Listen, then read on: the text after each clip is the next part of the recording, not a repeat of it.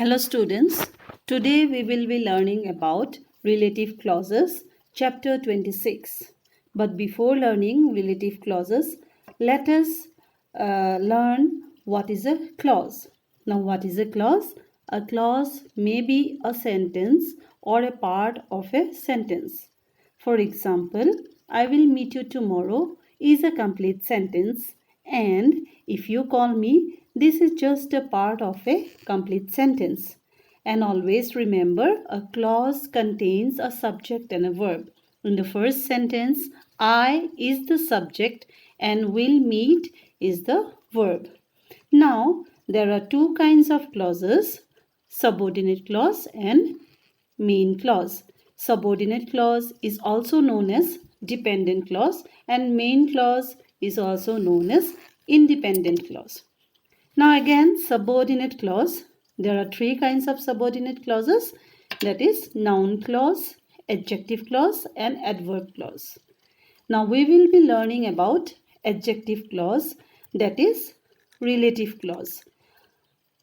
And again, relative clause is divided into defining relative clause and non-defining relative clause. So the topic is that we are going to learn is about relative clause, defining relative clause and non-defining relative clause. Now what is a relative clause?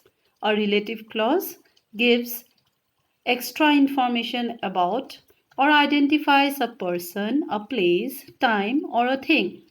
Now how do we make relative clauses? So we can make relative clauses with relative pronouns. Now what are the relative pronouns?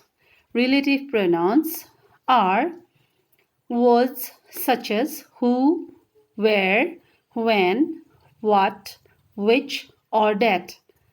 Remember, the words such as who, where, when, what or which are not used as a question word in a relative clause.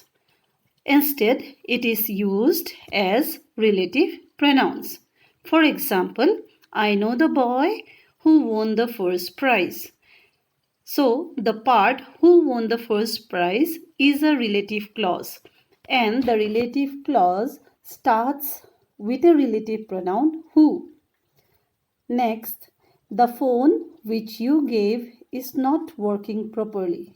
The part which you gave is a relative clause.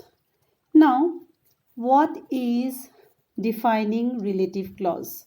A relative clause which defines or identify the person, place or thing by giving essential information is called defining relative clause.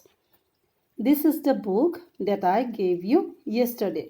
So the part that I gave you yesterday is a relative clause, and the relative clause is starting with the word that.